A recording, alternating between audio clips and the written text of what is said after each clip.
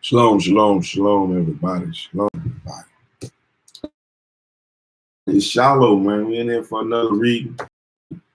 So, part 2 of Dr. Shahrazad Ali's book, The Black Man's Guide to Understanding the Black Woman.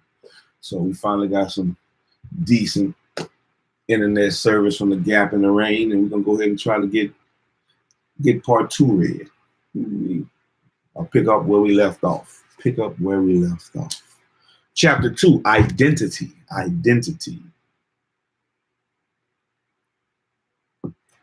We left off at number 7 of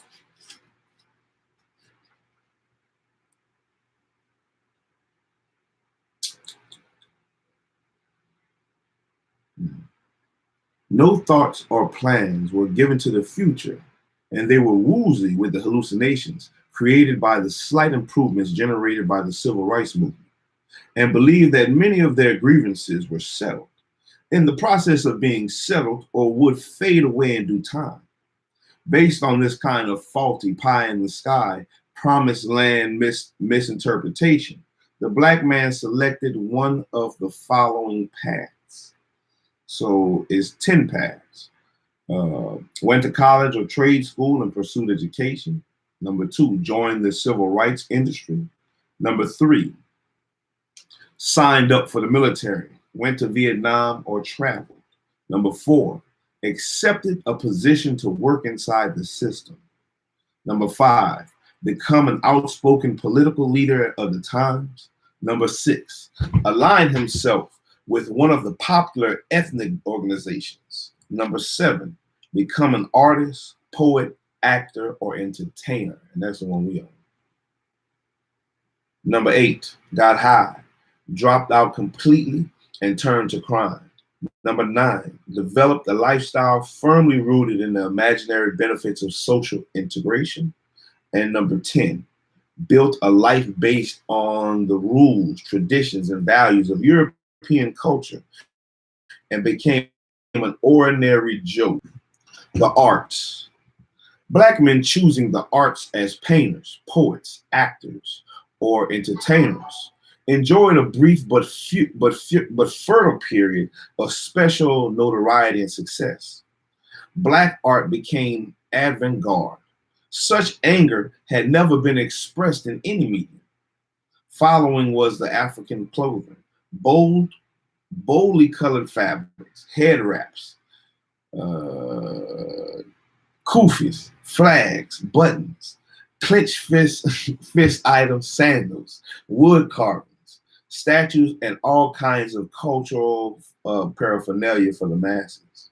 Black men sported pullover shirts called dashikis, allegedly fashioned after African garbs, but really manufactured by the Japanese.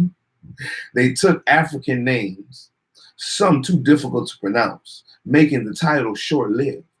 After a few years, fashion trends changed. The dashikis faded. They got haircuts, put their shoes and socks back on, and got a job same place. Few pieces of their original artwork is available today. Many of their poetic rantings served to gain enough attention from elite white liberals to get them invited to their social affairs for readings. Many times they provided the entertainment for the evening and permitted whites to relieve themselves of some of their capitalistic guilt by sitting quietly in rapt attention while a black man stood on the podium blaming, cursing, and insulting whites for their racist, genocidal behaviors. It was a weird set, but many black men provided this special service to interested whites. For a while, many of their poems, plays, or short stories were included in African American history classes on the university level, but were restricted somewhat.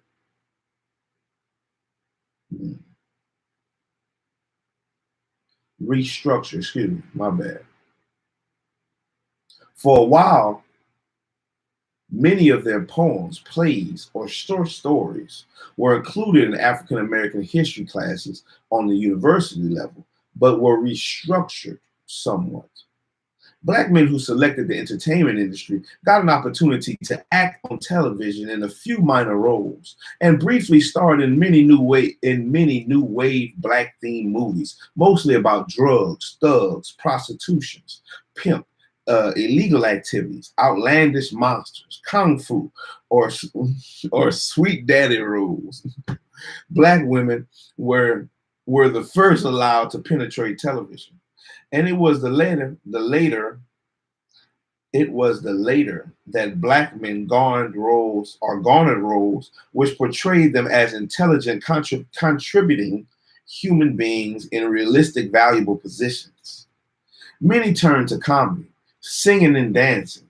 Black men created and named many popular dances, mimicked nationwide. They still do that. They wrote and performed songs and musical pieces and were featured on television on rock and roll shows or specials. Their tunes made the rhythm and blues charts. Immense popularity, which they were grossly underpaid for. Much of their material was stolen or purchased for only a few dollars because they needed the money or opted to get their own published, even if not owned by themselves. But they were spectacular when on stage and screen. They tried to control their section of the industry, black music. They worked hard, but it was the whiteboard makers of the music industry who decided who would be promoted, have their records distributed, or played on the radio. Whites were in charge of exposure, marketing. Nevertheless, black men sung about love, finding sunshine, bushes, and birds. I skipped the whole mess.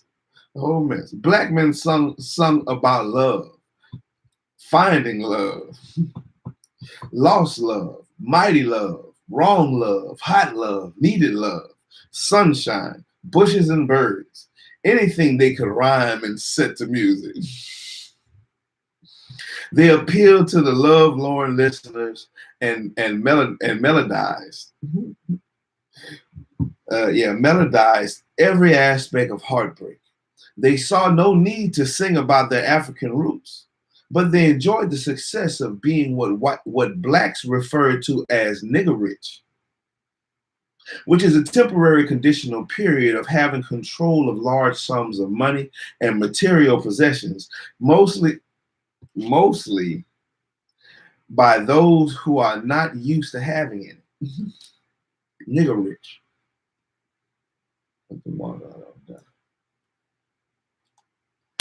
Like that.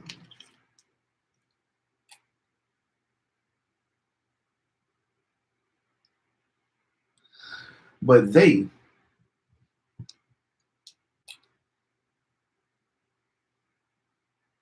enjoyed the success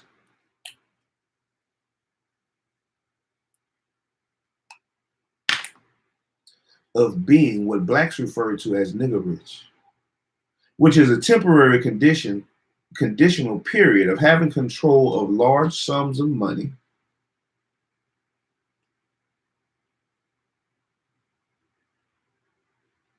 and material possessions, mostly by those who are not used to having any. A lot of people nigger rich today. A lot of people nigger rich today. Many of these now old timers have tried to hang on, clinging to their standard subjects and tunes, but most have disappeared from the popular charts. Some of their music is being used as the background sounds for other artists who talk poems or rappers. Oh, man. Number 8, drugs.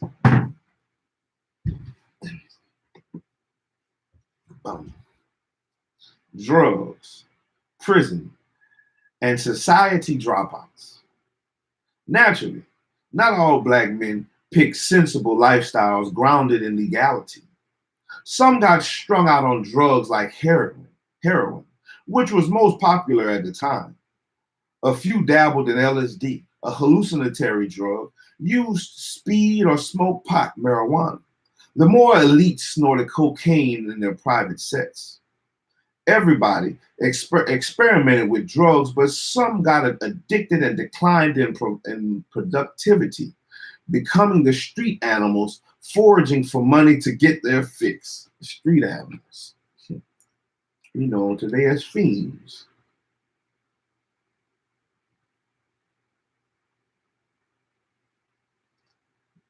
Street animals.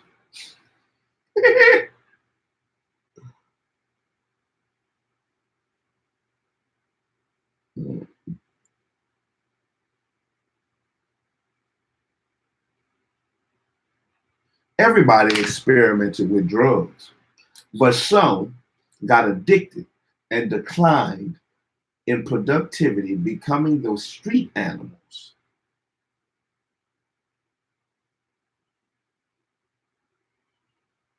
But some got addicted and declined in productivity, becoming the street animals, foraging, foraging for money to get their fix. I like the words you use.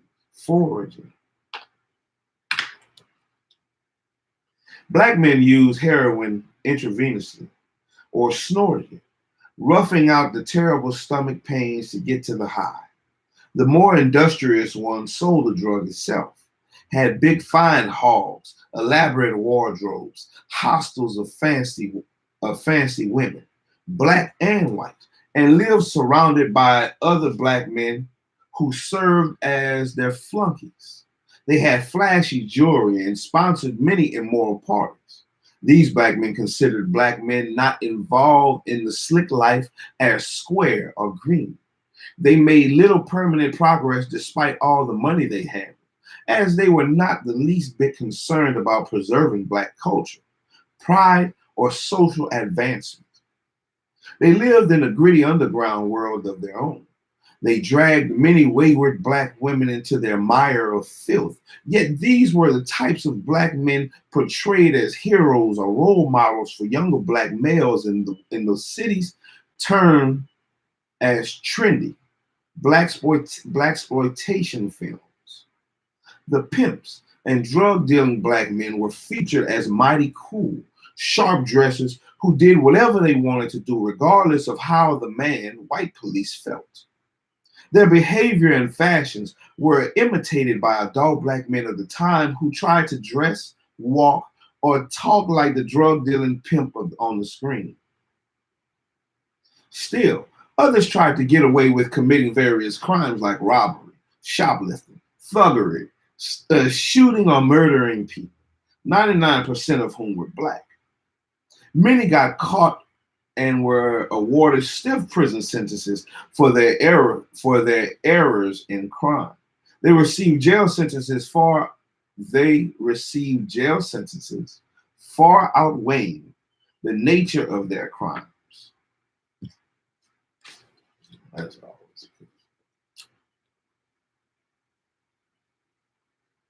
They received jail sentences and they rotted in prison to express their support of the civil rights movement on the streets or organized against prison mismanagement of human life, mainly black male inmates. Black men studied religion in prison and chose the black Muslim doctrine because of their disappointment with the white controlled judicial system. Their absence from the community in great and large numbers prevented them from being contributing supporters, supportive workers, husbands, and fathers. Prison was much worse in those days, dangerous savages who must be isolated from the working public. Their vast numbers in jail implied that they were violent lawbreakers and made others suspicious of a whole lot of them. Some were shot, killed, or unmercifully beaten by police extremely hard on black men perpetrators to prove to their white co-officers their, their dedication to the law and order, and no matter what color. Number 9 and 10. Developed a lifestyle rooted in social and sexual integration. These black men involved themselves with seeking ways to integrate socially and be the first Negro to accomplish certain goals. They decided that it doesn't matter what color a person is, and all they wanted was a chance to prove themselves and to be left alone to do their own thing.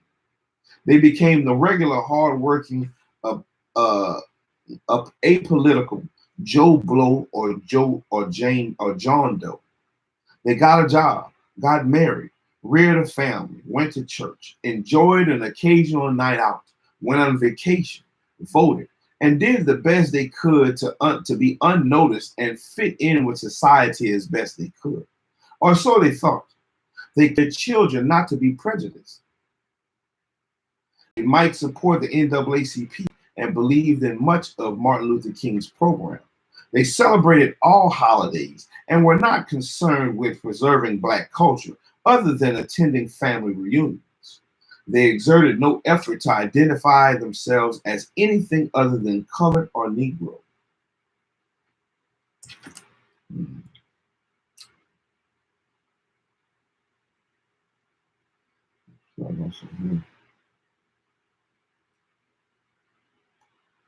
It didn't matter in that way. They coined the saying, "The good Lord made us all." Don't we all come from Adam? They sent their children to church to pray to a white God, but their daughters bought their daughters white dolls and watched their sons play cowboys and Indians, the good guys and the bad. They hung pictures and portraits of Caucasians in their homes, mainly John and Bobby Kennedy. The Jesus picture on his wall seemed to have eyes that followed him around the room. No matter where you stood, if a black man was included, it was Dr. Martin Luther King after his death. Otherwise, it was okay.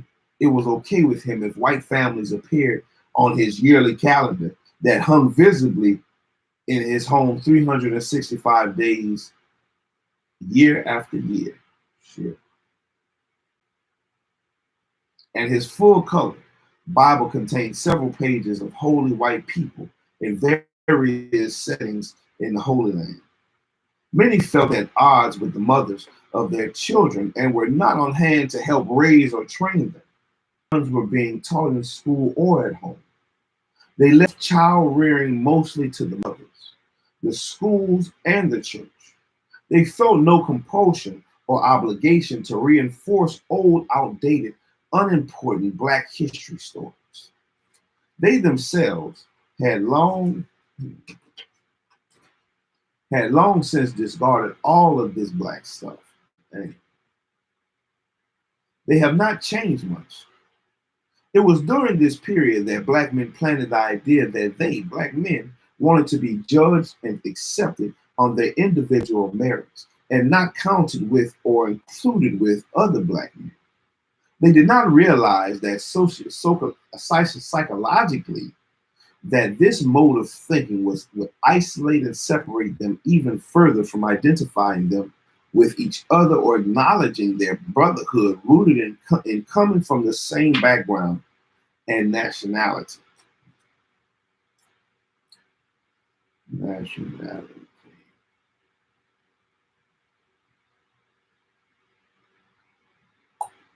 They did not realize that psychologically, that this mode of thinking would isolate and separate them even further by separating them either further from identifying with each other or acknowledging their brotherhood rooted in coming from the same background and nationality. They commenced to do everything they could to convince whites that they were different and not like the rest of them. They made a public call for disavowalment of each other and released all bonds and claimed no connection or responsibility for the actions and behaviors of other black men. The house Negro and the field Negro had come to their final party. On examination of the 10 major choices that broadly describe the lifestyle selections made by black men 30 to 45 years ago, it is clear that few of their choices foster the retention of black culture nor reinforcement of African values or traditions. No guidelines were developed or sustained from one generation to the next. It is incredulous for the black man to now expect his son to respect or love their blackness, or to be conscious of what their foreparents endured, since he did not teach it to him. Deeper analogy of this crucial oversight is detailed in other chapters. This brief suspectus, this brief suspectus is only a primary dissection to demonstrate how each lifestyle choice the black man made 30 years ago moved him further and further away from opportunities that establish a definite position, a definite positive identity for himself. What's up, son? And he has been floundering since that time, trying to settle on a description of who he is. And everybody else is waiting to find out too. It is time to look at the original tactics used to manipulate him into forgetting his identity during his initial enslavement. During a time when he was treated as a prisoner of war without the Geneva Convention, the slave master used a two-level process to force the black man into developing amnesia so he could be a tool for labor. The first level consisted of, number one, physical trauma, a ploy implemented by long-term, uncomfortable transport by ships across the ocean in cramped, overcrowded, inhumane corridors below deck, where he was stacked like sardines and left to sleep in his own excrement. Number two, disorientation. The ships took him to a land geographically unfamiliar to him and containing foliage, wildlife, and a climate he was not accustomed to. And it was far, far away, many days and nights. Number three, hostility. He was treated badly, disrespected, and rough-handed, chained, and rendered helpless, and then forced to watch the brutalization of his mother, his women, and his children. The second level, or a more devastating one, consisted of, number four, he was prevented from history and described things indigenous to,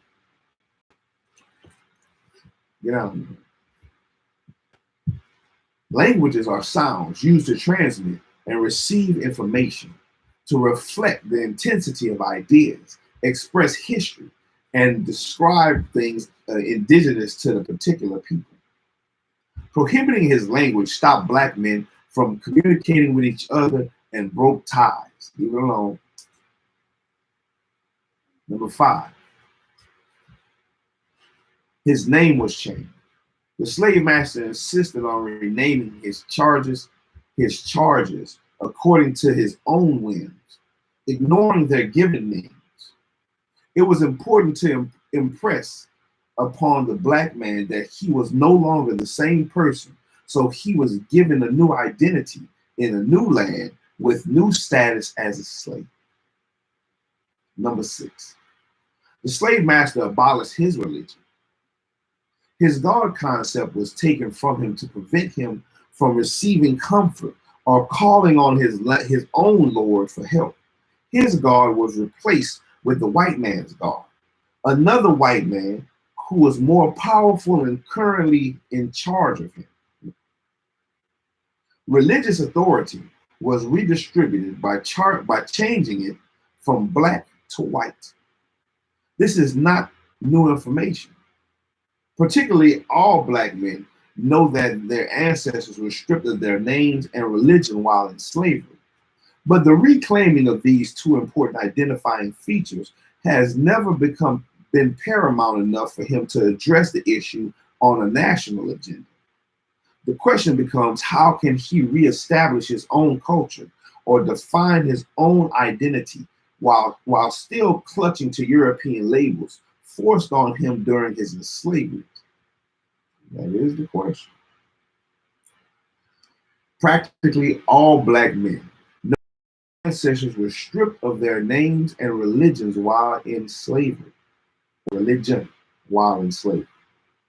But the reclaiming of these two important identifying features has never been paramount enough for him to address the issue on a national agenda.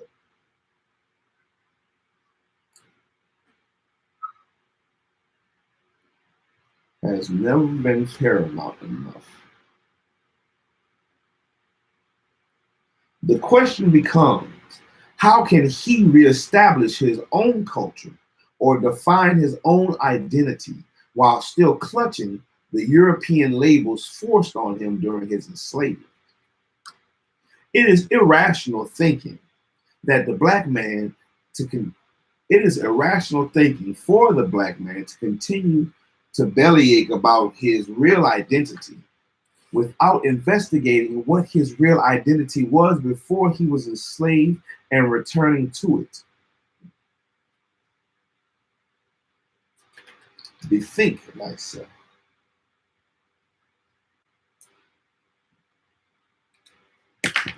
I like that one. It is irrational.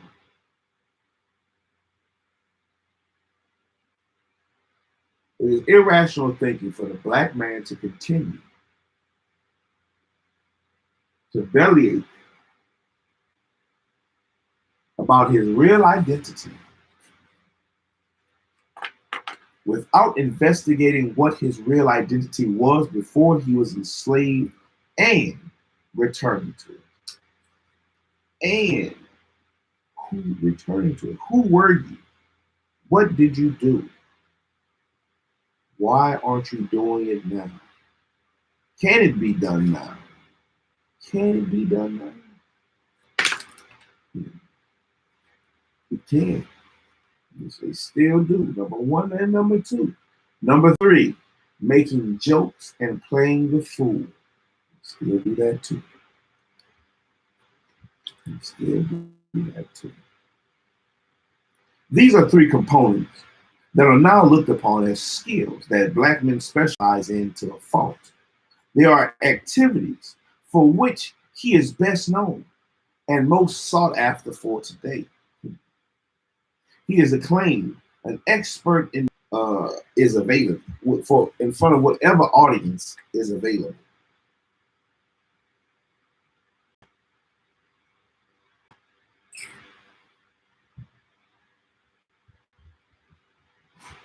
He is accustomed in certain circles to being called upon to do his little dance, tell his little joke, or demonstrate his physical proficiency of some sort of challenge. He takes pride in being singled out or requested to show off his special talents. He is sometimes known for being the ambassador of clowning, the chairman of laughing at his own self, and the president of general tomfoolery.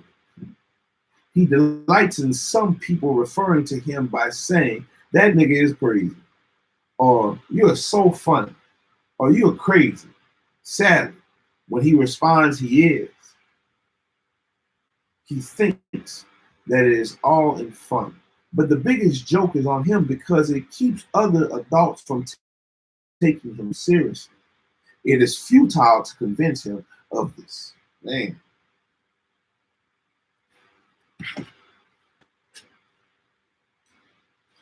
it is futile to convince him of this.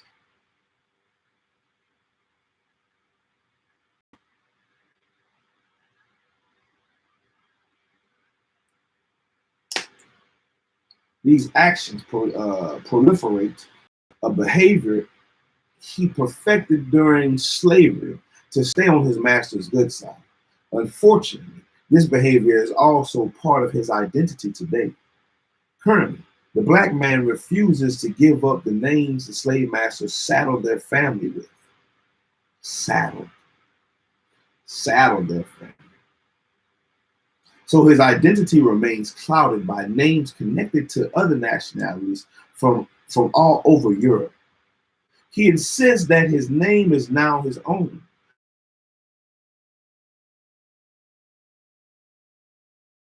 called black culture he claims he's so proud of and desires to return to.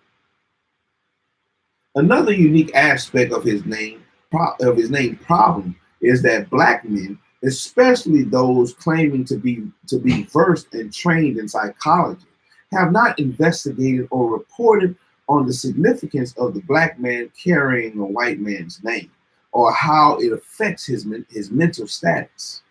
Black male psychologists are remiss as scientists due to their collective refusal to bring attention to the negative psychodynamics inherent in taking a man's name and religion from him. The black man's ego derives its energy and motivation from identifiable points of basic reference, such as by the name one is called by or answers to. They have failed to address the virtual impossibility of the black man reclaiming his cultural roots while maintaining and protecting the very symbol and system used against him to control his body and mind during slavery. The slave system was a very well planned and thought out process which contained no useless motions of insignificant techniques. So if the main possessions taken from the black man was his name and his religion, obviously they are the most crucial elements they have that have the greatest influence on the man's mentality, strength, and confidence. Black men use the following excuses for holding on to their European names. Number one, a name is not important. It's what you do that counts. Number two, it doesn't matter what they call me. Just give me a chance. Number three, some are too embarrassed or ashamed to announce to their friends, family, or white counterparts that they are reclaiming their own historical black names.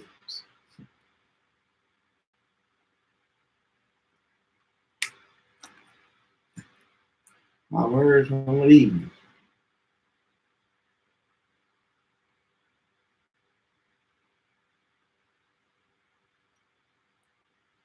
Number three, they are too embarrassed or ashamed to announce to their friends, family, or white counterparts that they are reclaiming their own historically black name. Number four, they don't want to go through the rejection, mockery from family or friends, especially from their mothers and their women,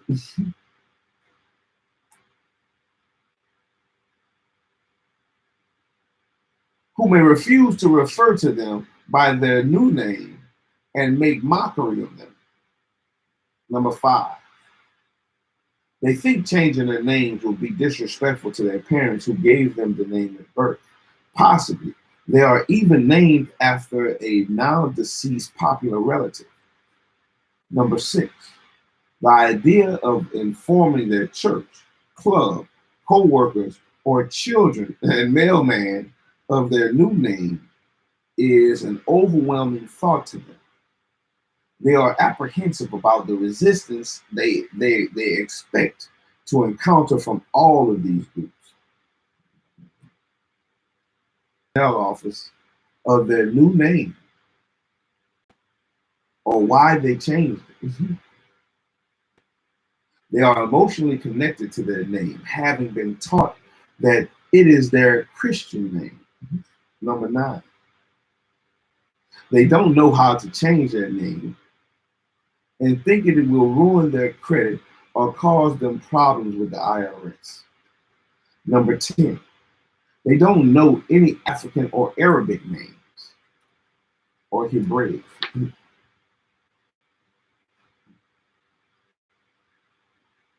What they don't know is that American laws do not prevent or oppose an individual for changing their name. It is relatively simple and inexpensive to do, depending on where you stay. Depending on where you stay. A name change does not interfere with records on file at the credit bureau or the people he does business with. Changing one's name will not cause problems with the IRS because the social security number remains the same, as does the driver license number, voter registration, or any other numerical code or symbol connected to the individual. The only change that takes place is the physical one. Psychological one, excuse me, my bad. Inside the black man himself, a part of his self-pride returns as he signs and answers to the name of his forefathers. Correcting his name serves as a reminder, a bond, an attachment with his glorious pre-slavery ancestors. Public proof of the black man's intentional disconnection was his Roots book in the late 1970s. Haley, an expert writer and historian, embarked on a lifelong project. In 1976 through 77, he delivered up his findings in both books and movie form, for which he gained worldwide acclaim. The movie Roots achieved the highest black viewership in the history of television. Haley's study served to provoke other African Americans into tracing their own family histories. All well and good. But what happened after Haley completed his research exemplifies and validates charges against the black man for identifying his past and denying his past and rejecting himself. Mr. Haley spent all that time and energy, invested a tidy sum of money, and became consumed day and night for many years with his project to trace his family to their pre-slavery existence. He wrote vividly about his findings and then allowed them to become cinematized as a documentary starring major black actors. One of the most moving, heart-rendering scenes was when Alex Haley finally meets the living proof of his lineage. He traced his source to Kunta Kinte. Kinte was his family's real name. Haley's book depicted Scenario as Alex Haley. And still to today, answers to the name of Alex Haley.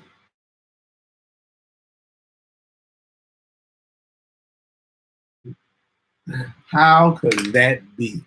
It's Kinte and not Haley. Yet continues, after gaining full knowledge of the past, to hold on to the name he knows was forced on his family during slavery. The issue has never come up, nor has he ever been questioned about it. Alex Haley set a very bad example for black youth because he was in a prime position to demonstrate the act of reclaiming his real family name. It would have impacted on black youth and black adults all over the country and reminded them that the names they have are not their own. Are not their own. It would have reminded them.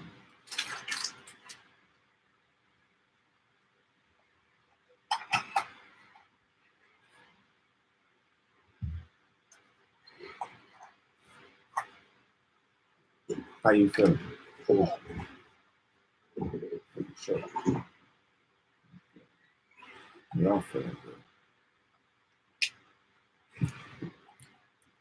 It would have impacted on black youths and black adults all over the country and reminded them that their names that they have are not their own. But Haley did not accept his real name. The other black men did not think it odd. He blew an opportunity to set a precedence on the importance of original religion was Islam. By doing all this, he is a perfect example of how the black man, even take that big wheel out of here.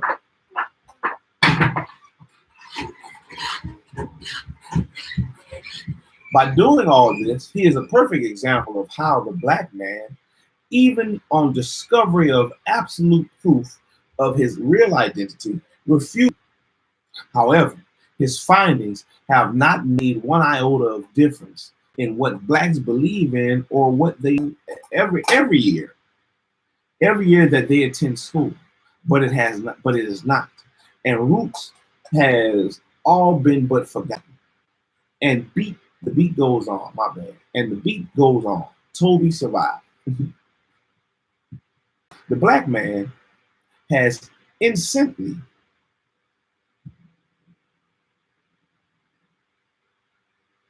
the black man has incessantly failed to establish a sensible, dignified, respectable identity for himself because he has been trying to do this without taking into account his special history of coming to America and the fact that he was not a voluntary immigrant. He will routinely fail to recognize his black culture as long as he keeps trying to mix slavery and freedom to establish his identity, or come up with a workable plan out of those two opposing forces. Without taking back their names and their religion, they will never reconnect with the past, or any other plan will continue. My bad. They will never reconnect with the past. Any other plan will continue to be a waste of time, and in the end, failure. As usual, Asian boys grew up surrounded by, and in some cases, bombarded by the accomplishments of his ancestors. The white male child knows from a very early age that he is most important because nearly everywhere he looks, he sees an image of himself. Every holiday, every celebration, every major event evolves around him and the people who look and act like him. All the history he studies throughout his entire life is about his forefathers who look like him.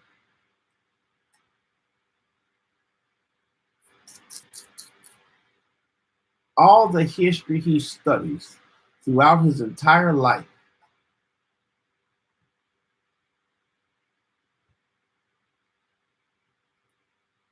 is about his forefathers who look like him.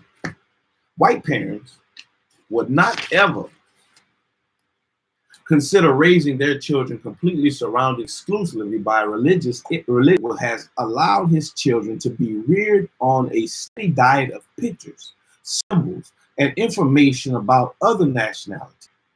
It is his fault that the black man's survival is in peril. He did not lead his tribe in the right direction, and now that they are lost, he wants to blame others for their bewilderment. Another way black men attempt to reclaim their culture is by joining a club or organization such as the Masons or a fraternity.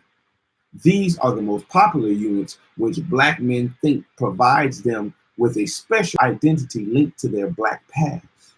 The Masonic orders have a very involved set of secret signs, symbols, and practices allegedly known only to the brothers in the club. These days, there are no such secrets, however. The internal workings and rituals are so complicated that they will not be fully divulged here. Loosely, the Masons, Elks, or Shiners are actually social type agencies which host many elite affairs and generally raise money to donate to service agencies or selected charities. They do good work, and have a good time doing it. They wear identifying uniforms such as tall fezzes with tassels, have special jewelry such as rings, pendants, or lapel pins imprinted with their emblems or other such relating to their secret union. They have intense rituals for admissions, hand and finger signs that supposedly help them negotiate in court or when stranded on the highway in distress. Their premise has something to do with biblical characters like Harem Abiff. Who is this? Let me put that in orange. Yeah, my things I need to know, I'm gonna put in the orange. Who is Harem Abiff? Biblical characters like Harem Abiff. Harem Abiff. What's the name? Oh no. Let's see if he's in here. Harem Abiff. This is the who's who in the Bible, Old Testament, Apocrypha, and the New Testament. Let me see. H-I. Hiram Abiff. Who are you little thing there? Jesus? Hiram. That's Hiram. Yeah. That's a mask. It's a Phoenician portrait mask for Akviz, 10th to the 6th century BC, possibly from the time of Hiram. All right, let's see, Hiram, Hebrew, my brother is exalted. Hiram. 10th century BC, Hiram was king of Tyre, on the Phoenician coast in succession to Ababal. When David established Jerusalem as his capital, Hiram sent messengers to David and cedar trees, also carpenters and masons who built David's house. 2 Samuel 5 and 11.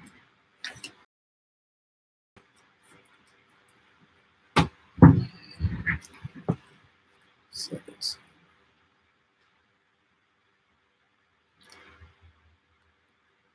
2 Samuel 5 and 11, 1 Kings 5.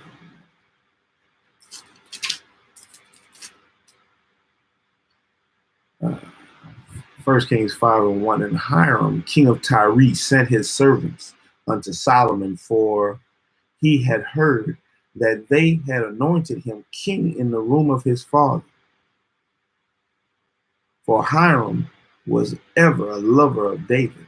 And Solomon sent to Hiram, saying, Thou knowest how that David my father could not build an house unto the name of the Lord his God, for the wars which were about him on every side, until the Lord put them under the soles of his feet. But now the Lord my God hath given me rest on every side, so that there is neither adversary nor evil occurring. And behold, I propose to build a house unto the name of the Lord my God, as the Lord spake unto David my father, saying, Thy son, whom I will set upon thy throne in thy room, he shall build an house unto thy name. Now therefore command thou that they hew me cedar trees out of Lebanon, and my servants shall be with thy servants, and unto thee will I give hire for thy servants according to all that thou shalt appoint.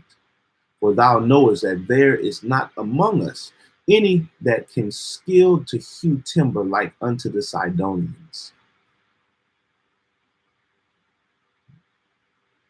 And it came to pass, when Hiram heard the words of Solomon, that he rejoiced greatly and said, Blessed be the Lord this day, which had given unto David a wise son over this great people. Hiram. I don't know if that's the same Hiram though. Hiram Abiff. Hiram Abiff.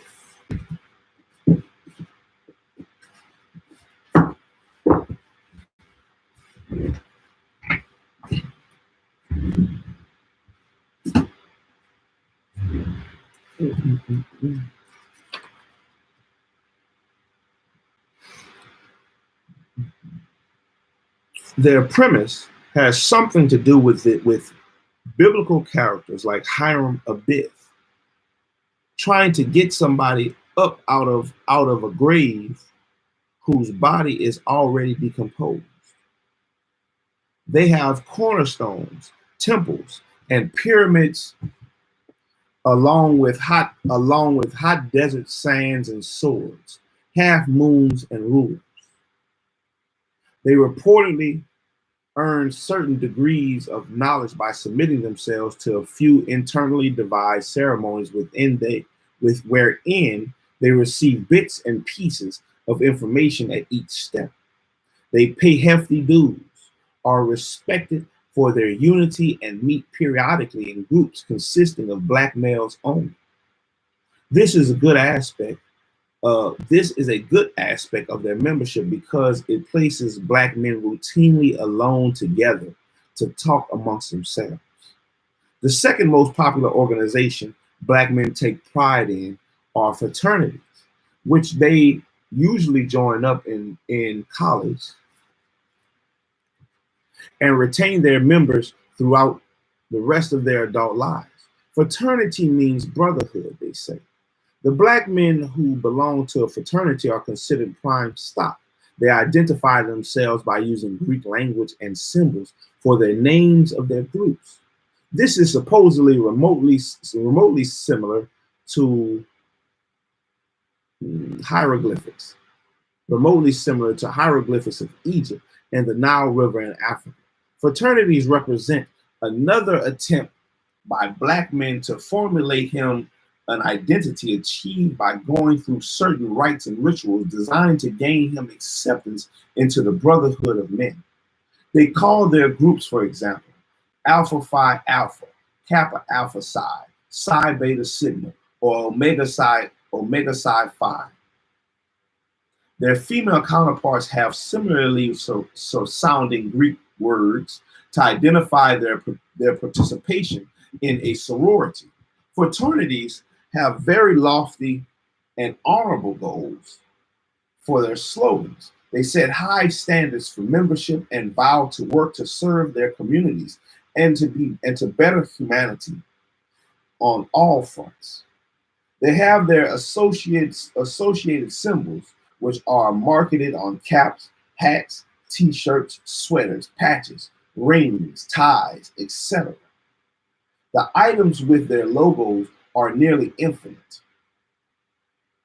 They have special colors assigned to each frat and are especially proud of their affiliation.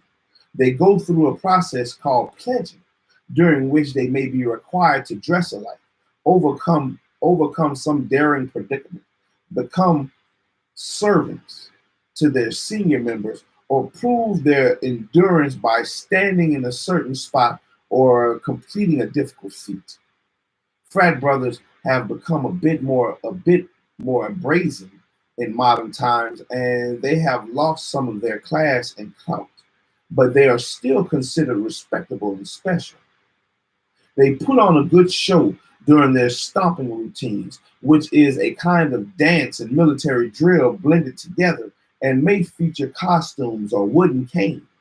They compete with each other to determine who has the best audio, visual, and creative stomping routine. Part of their initiation is to prove that they can survive the ceremonial rites of passage. Examples of the rites for fraternities and sororities are: number one, tar and feathering. They practice in this feather litter, while it's supposed to be symbolic of the slaves' experience after being recaptured from running away. Number two, the meal.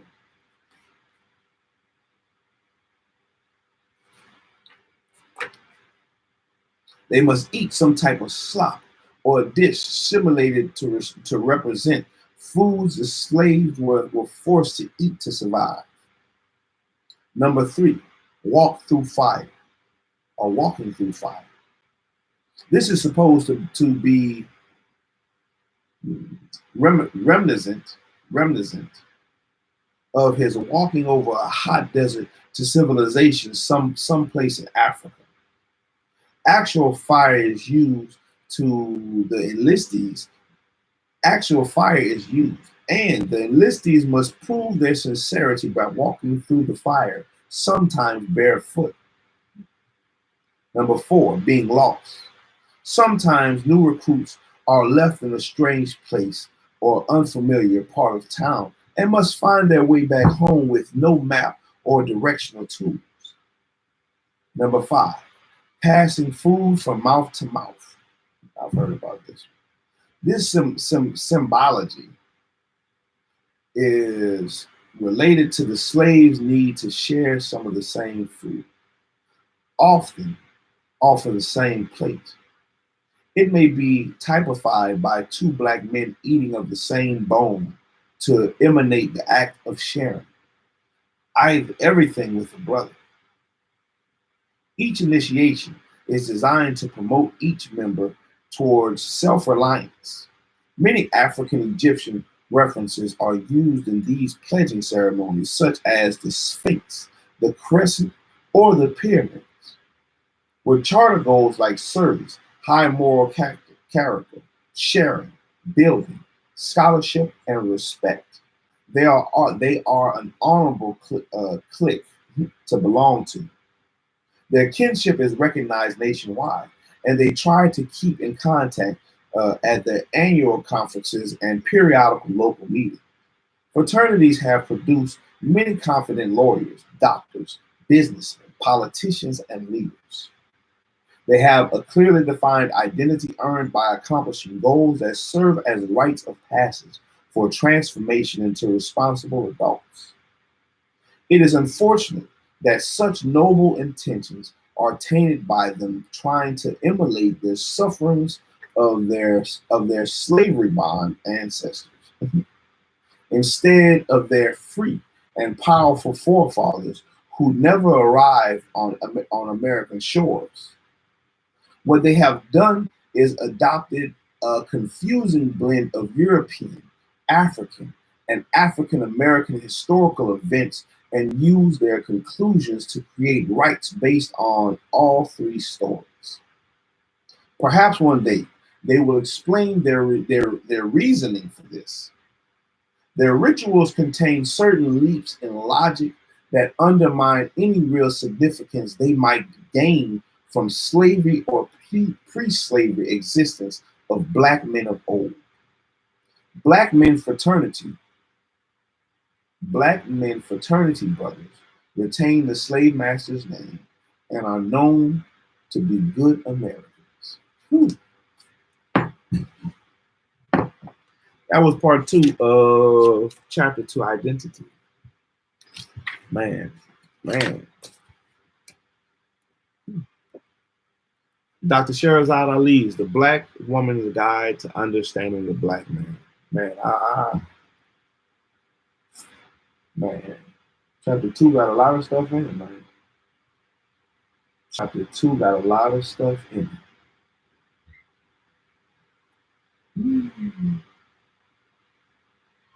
I didn't think my highlighter. I got enough highlighter juice to mark all the stuff that I know I need to mark in